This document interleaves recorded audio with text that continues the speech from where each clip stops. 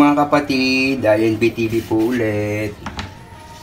Ang iluluto po natin ngayon ay paksiw na bangus.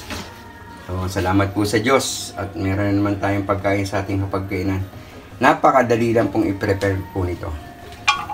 So, ilagay po natin yung ating luya.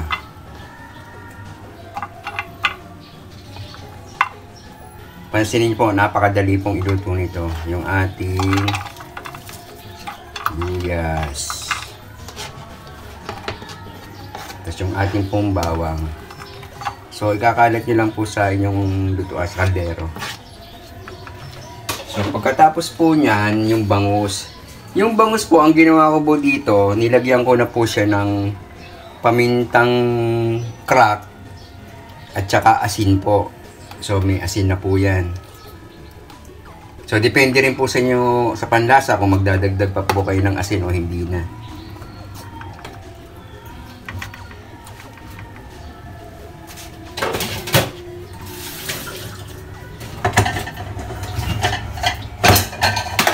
So, pagkatapos po nyan, nalagay na po natin yung ating talong. Yan. Para naglalaro lang po tayo ng pagluluto. Ayan, mabilis lang po i-prepare ito, napakadali lang po. Tapos po yung ating ampalaya. Ayan.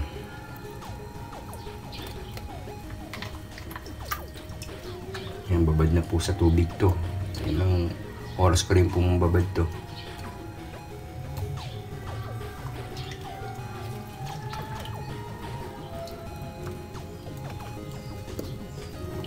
Tapos yung huli po natin, yung ating green pepper.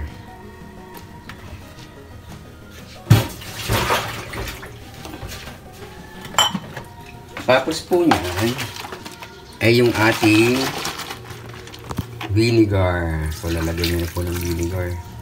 Depende po kung gusto nyo po marami. Tantahin nyo na lang po.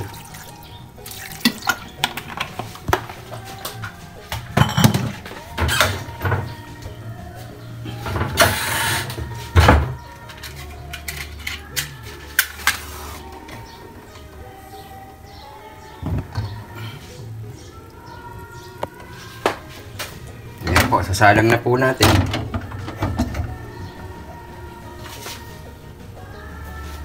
Napakadali lang pong i-prepare yan. Pagkain po namin yan pang tanghalian at saka hapunan. Sahog na rin po yung aming aso at pusa. Medium heat lang po ho. Huwag po masyadong malakas yung apoy nyo. Tapos isa rin pong tip sa para makatipid po kayo ng gasol. Ang style po dyan, huwag niyo pong isagad yung yung apoy niya. Matagal po yan. Kasi po yung gasol po namin, tumatagal po ng ng almost 2.5 months ang tinatagal po niyan.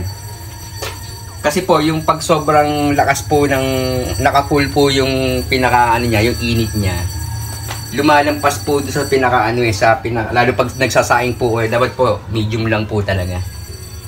Maluluto naman po yan. Yun, isa rin po sa mga simple tip po para makatipid kayo sa gasol. So, yun po, mamaya-maya po.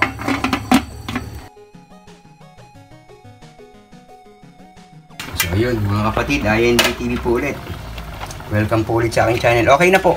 Luto na po yung ating paksiw na bangus. Pinakamabilis pong i-prepare to, yung paksiw na bangus. Napakasarap po. Amoy pa lang po, ulam na.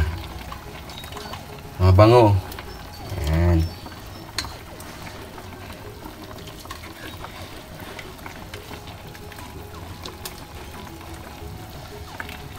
Wala pong lansa to kasi natanggal po natin yung lansa niya. Gawa po ng merong luya. So, yan na po. Yung finished product po ng ating paksiw na bangus. Napakadaling lutuin po. So, yun po mga kapatid. Kung nagustuhan niyo po yung aking nilutong paksiw na bangus, paki-share, paki-like, paki-subscribe po. Salamat po sa Diyos.